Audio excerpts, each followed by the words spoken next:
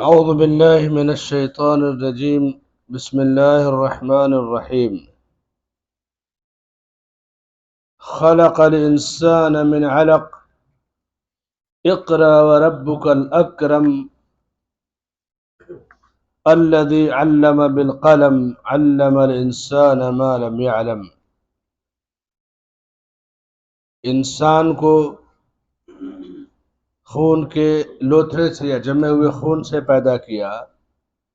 پڑھو اور تمہارا رب بڑا کرم والا ہے، کریم ہے، جس نے قلم کے ذریعے علم سکھایا اور انسان کو وہ باتیں بتلائیں جسے انسان نہیں جانتا تھا. اقرا بسم ربک الذی خلق پر کل گفتگو ہو چکی کہ اس سورہ کا بنیادی پیغام علم اور تعلیم حاصل کرنا ہے، اور اصل علم توحید ہے. جیسا کہ اللہ نے علم کی تعریف میں کہا کہ فَاعْلَمْ أَنَّهُ لَا إِلَهَ إِلَّا اللَّهُ وَاسْتَغْفِرْ لِذَنبِكَ. علم سے بندے کو برتری حاصل ہوتی ہے، اور جب برتری یا بلندی آتی ہے تو اس کے اندر کبر یا غرور بھی آ سکتا ہے. تو بندہ اللہ سے کثرت سے توبہ اور استغفار کرتا رہے. جو جتنا بڑا ذی علم ہوگا اتنا بڑا توبہ اور استغفار کرنے والا انسان ہوگا. اگر کوئی شخص بڑی سے بڑی ڈگری کا مالک ہو، ڈگری ہولڈر ہو، پی ایچ ڈی ہو، مگر توبہ اور استغفار نہیں کرتا تو وہ ڈگری ہولڈر ہو سکتا ہے لیکن وہ عالم نہیں کہا جائے گا. اللہ کے رسول صلی اللہ علیہ وسلم کہتے تھے کہ ایھا الناس توبوا الی اللہ، اے لوگو تم اللہ کی بارگاہ میں توبہ کرو. صحیح مسلم کی روایت ہے فإنی اتوب الی اللہ فی اليوم 100 مرہ، میں دن اور رات میں 100 بار اللہ کی بارگاہ میں توبہ اور استغفار کرتا ہوں. یہ ہمارے نبی کا طریقہ اور عمل تھا. علم کے بعد جب آدمی علم حاصل کر لے، علم توحید، علم سنت، علم شریعت، تو اس کے بعد دوسرا پیغام خلق الانسان من علق. انسان کی تخلیق کس چیز سے ہوئی؟ اللہ نے اس کا ذکر کیا. انسان کی شرافت، کرامت یا بزرگی کو دیکھتے ہوئے خاص کیا اور کہا کہ میں نے انسان کو خون کے لوتھڑے سے، جمے ہوئے خون سے پیدا کیا. جب بندہ علم حاصل کر کے بلندیوں پر جائے گا تو ہوتا ہے نا کہ آدمی اپنی اصلیت کو کبھی نہ بھولنے پائے. اپنی اصلیت کو جتنا یاد کرے گا بندہ اتنا زیادہ وہ توبہ اور استغفار کرے گا. نگاہ اور زبان قابو میں رہے گی. کبر یا غرور یا گھمنڈ وہ نہیں کرے گا. جو لوگ بمبئی میں آئے ہوں گے 50-60 سال پہلے، چالو ڈبے میں کھڑے ہو کر کے یا فٹ پاتھ پر سوئے ہوں گے، آج اللہ نے ان کو بلڈنگیں دے دی، کاروبار، شاندار گاڑیاں، ساری چیزیں دے دی. اگر کبھی انہیں کبر یا غرور آئے یا دوسرے کو حقیر سمجھنے کی بات آئے تو وہ اپنے اس دور کو یاد کر لیں جس میں وہ آئے تھے ایک کپڑا پہن کر کے جسم پر، اور اس کے بعد یہ کافی ہے. یہ اس شہر کی بات کر رہا ہوں. اب پوری دنیا کی بات، انسان ملک کا مالک بنتا ہے، کمپنیوں کا مالک بنتا ہے، نہ جانے کتنی بلندی پر جاتا ہے. خلق الانسان من علق میں وہ پیغام ہے جو انسان کو اس کے دائرے میں رکھتا ہے. اس سے اپنی طاقت کا کبھی غلط استعمال نہیں کر پائے گا. اس پیغام کو جتنا جانے گا اپنی قوت کا غلط استعمال نہیں ہوگا، اپنے عہدے اور منصب کا غلط استعمال نہیں ہوگا، اپنی دولت کا اور ثروت کا غلط استعمال نہیں ہوگا. کب؟ جب وہ خلق الانسان من علق اپنی تخلیق کے مادے کو سمجھے گا کہ میں کیا ہوں، میری حیثیت کیا ہے. ایک نطفہ، پھر جو ہے جمع ہوا خون، گوشت کا لوتھڑا، یہی انسان کی اصلیت ہے اور اسی سے انسان پیدا ہوا ہے. دوسرے کا کہ مما ان دافق، یا الگ الگ انداز میں اللہ نے انسان کی تخلیق کا ذکر کیا ہے۔ صحیح مسلم کی ایک حدیث میں پوری تفصیل بیان کی گئی تخلیق انسانی کی۔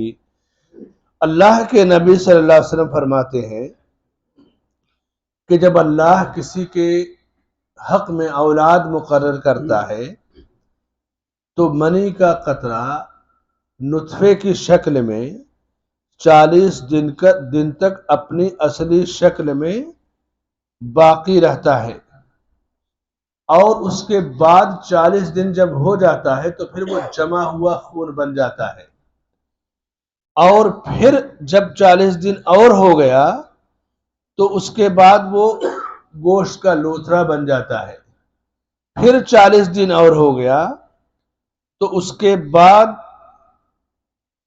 اس کی جو شکل ہے، ساخت ہے، وہ بن جاتی ہے۔ یعنی 120 دن مکمل ہوتا ہے، 40 40 40 40 اس طرح سے، اور یعنی 4 مہینے کے بعد اللہ ایک فرشتے کو بھیجتا ہے۔ 4 مہینہ اس لیے علماء نے لکھا کہ 4 مہینے کے بعد روح پھونک دی جاتی ہے، اور حمل ساقط 4 مہینے کے بعد کوئی کراتا ہے تو قاتل شمار کیا جائے گا، خون کر رہا ہے کسی کا، اور اللہ ایک فرشتے کو بھیجتا ہے جو روح پھونکتا ہے، جسم میں روح پھونکتا ہے۔ یہ روح کیا ہے؟ جسم تو مٹی کا ہے، منی کا قطرہ، پھر جمع ہوا خون، گوشت کا لوتھڑا، اور پھر انسان کو اللہ نے مٹی سے پیدا کیا، یہ تو وضاحت ہے۔ پھر اس جسم میں روح پھونکی جاتی ہے، یا روح جب نکالی جاتی ہے تو وہ جسم ویسے ہی ہو جاتا ہے جیسے وہ 4 مہینہ پہلے والی کیفیت میں تھا مادر رحم میں۔ ایک جیسے مادر رحم میں وہ خون گوشت کا لوتھڑا تھا، اب پیدا ہونے کے بعد جب مرتا ہے، روح نکل گئی تو پھر وہ ایک ڈھانچہ رہتا ہے، جسم ہے، روح نکل گئی۔ روح کے بارے میں جب سوال کیا تھا مشرکین نے نبی صلی اللہ علیہ وسلم سے کہ یسألونک عن الروح قل الروح من امر ربی وما اوتیتم من العلم الا قلیلا، لوگ آپ سے روح کے بارے میں پوچھتے ہیں، کہہ دیجئے کہ یہ میرے رب کے حکم سے ہے، تمہیں تو علم بہت تھوڑا دیا گیا، دنیا کی ساری ٹیکنالوجی، ساری طاقتیں، علم طب، جسم پر مکمل ریسرچ کر کے آج جسم کے ایک ایک حصے کے اسپیشلسٹ ڈاکٹر آپ کو ملیں گے، نسوں کا الگ ملے گا، ہڈیوں کا ڈاکٹر الگ ملے گا، ہارٹ کا الگ ملے گا، مائنڈ کا الگ ملے گا، اور اس کے بعد جوڑوں کا الگ ملے گا۔ یعنی آپ دیکھیے کہ کتنی قسمیں ہیں علم طب میں اس جسم کے علاج کی، صرف جسم کی، لیکن روح کی کوئی کسی کے پاس ہے کوئی خبر؟ روح کا کوئی علاج کر سکتا ہے؟ روح کے بارے میں کوئی جانتا ہے؟ قل الروح من امر ربی، کہہ دیے کہ روح میرے رب کے حکم سے پھونکی جاتی ہے اور میرے رب کے حکم سے وہ نکالی جاتی ہے، اس کا پاور، اس کی کوئی معلومات بندوں کو نہیں دی گئی۔ روح پھونکے جانے کے بعد اس کے بعد جسم میں انسان کی پرورش ہوتی ہے۔ روح پھونکنے سے پہلے اللہ تعالی بندے کے حق میں 4 باتوں کو لکھ دیتا ہے، اس کی روزی لکھ دیتا ہے، کتنی روزی پائے گا، اس کی عمر لکھ دیتا ہے کہ کتنی زندگی پائے گا، اس کا عمل لکھ دیتا ہے، اور خود اس کے بارے میں لکھے گا کہ اچھا عمل کرے گا یا برا، شقیون ام سعید۔ اور اس کے بعد پھر روح پھونکی گئی، اب پھر وہ جسم اس کی پرورش پاتی ہے، اور جب وقت ہوتا ہے 7 مہینہ 8 مہینہ 9 مہینہ 6 مہینہ سے لے کر کے اب 9 مہینہ 10 مہینہ جو بھی اس کا وقت ہوتا ہے، دنیا میں وہ تشریف لے آتا ہے۔ اسی لیے علماء نے لکھا ہے کہ جب 4 مہینے سے پہلے بچہ ساقط ہو جائے، حمل گر جائے، تو اسے کہیں بھی گڈھا کھود کر کے زمین میں یعنی اکرام اور تکریم کے طور پہ دفن کر دیں گے، اس کو غسل دینے کی ضرورت نہیں، کفن نہیں دیا جائے گا، جنازہ نہیں پڑھا جائے گا، اس لیے کہ وہ صرف خون کا گوشت کا لوتھڑا ہے، اس میں روح نہیں پھونکی گئی ہے۔ 4 مہینے کے بعد اگر حمل ساقط ہوتا ہے تو اب اس کو غسل دیا جائے گا، کفن دیا جائے گا، جنازہ پڑھی جائے گی، مسلمانوں کے قبرستان میں دفن کیا جائے گا، اس لیے کہ اب وہ انسان بن گیا، آدمی کی شکل ہو گئی، روح پھونکی گئی، اور پھر اس کے اندر سے روح نکالی گئی ہے، یعنی زندگی کے بعد اس کو موت ملی ہے۔ اسی لیے اہل علم نے لکھا کہ انسان کو اللہ تعالی 4 زندگیاں دیتا ہے، سب کو 4 زندگی ملتی ہے۔ پہلی زندگی مادر رحم میں جمے ہوئے خون گوشت کے لوتھڑے سے لے کر جسم کا ڈھانچہ بنا، روح پھونکی گئی، پھر وہاں 8 مہینہ 9 مہینہ 10 مہینہ رحم میں رہتا ہے، یہ پہلی زندگی اسے ملتی ہے، جو ڈائریکٹ اس کی دنیا سے نہیں جڑی لیکن انڈائریکٹ دنیا ہی سے غذا وغیرہ جس شکل میں بھی اللہ تعالیٰ اس کے لیے مقدر کرتا ہے پہنچتی ہے۔ دوسری زندگی جو بندے کو ملتی ہے دنیا کی زندگی، جس میں ہم اور آپ ہیں، آنکھیں کھولنے کے بعد یہ دنیا کی زندگی ہے۔ 2 زندگی ختم ہوئی، پھر تیسری زندگی شروع ہوتی ہے برزخ کی زندگی، یہ مرنے کے بعد سے لے کر کے، چاہے قبر میں آدمی ہو، چاہے سمندر میں ڈوب کر مر جائے، لاش نہ ملے یا کہیں جلا دیا جائے، جو بھی شکل ہو، یہ برزخ کی زندگی ہے جس کا دنیا سے کوئی تعلق نہیں، اور دنیا کے خاتمے کے بعد سے لے کے یہ زندگی قیامت قائم ہونے تک ہے۔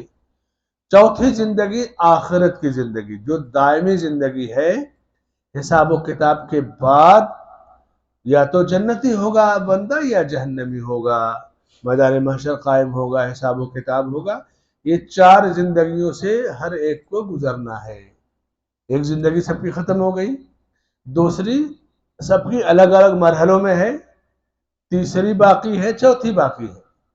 اب یہ جو دوسری زندگی ہے تیسری کی تیاری کی ہے، تیسری کی تیاری جتنی مضبوط ہوگی چوتھی اسی کے لحاظ سے آسان ہوگی، یعنی جتنا زیادہ، اسی لیے عثمان بن عفان رضی اللہ تعالیٰ عنہ کے بارے میں آتا ہے کہ جب وہ کسی قبر پر جاتے تو بے تحاشا روتے تھے۔ لوگوں نے کہا کہ آپ کے سامنے جب جنت جہنم کا دوسرے واقعات بیان ہوتے ہیں تو اتنا نہیں روتے، قبر پر اتنا روتے ہیں زیارت کے وقت، کیا وجہ ہے؟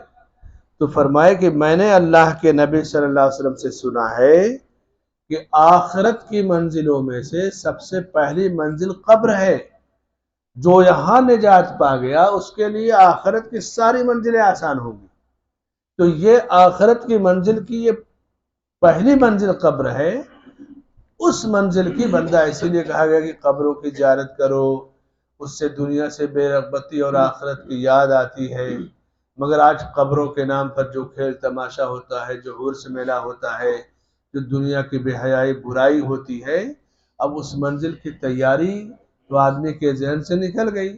اب وہ میلہ لگا ہے، آدمی گھوما پھرا، کھایا پیا، موج مستی کیا، یہی ہوتا ہے قبروں پہ، درگاہوں پہ سال کا جو عرس لگتا ہے، میلہ، اور ہر بڑے بڑے قبرستان یا مزار پر لگتا ہے، یا اسی طرح سے وہاں جو کھیل تماشا، چرسی بھنگی، اور اسی طرح سے ننگے لچے بیٹھے رہتے ہیں، برائیاں ساری کی ساری ہوتی ہیں۔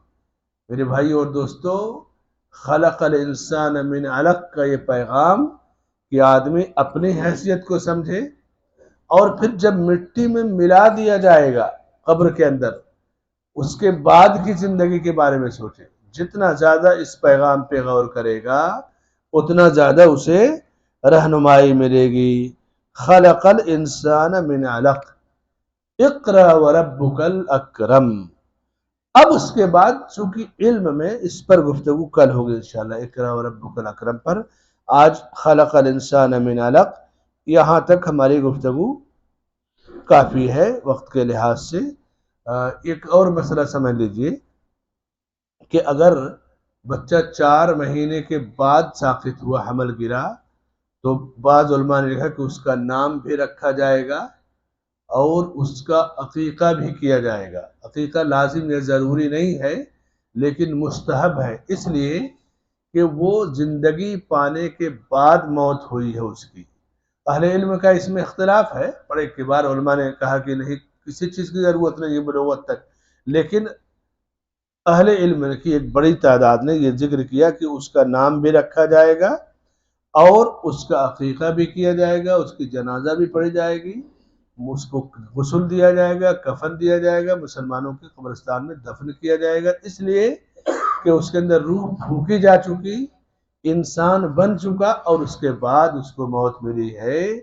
اس رائے کو، اس مسئلے کو شیخ ابن باز رحمۃ اللہ علیہ، شیخ ابن عثیمین رحمۃ اللہ علیہ اور لجنہ دائمہ نے اپنے فتاوے میں ذکر کیا ہے۔ اللہ سے دعا ہے کہ اللہ تعالی ہمیں علم نافع عطا فرمائے، عمل صالح کی توفیق بخشے، آمین۔ وصلی اللہ علی نبینا محمد وعلی آلہ وصحبہ اجمعین۔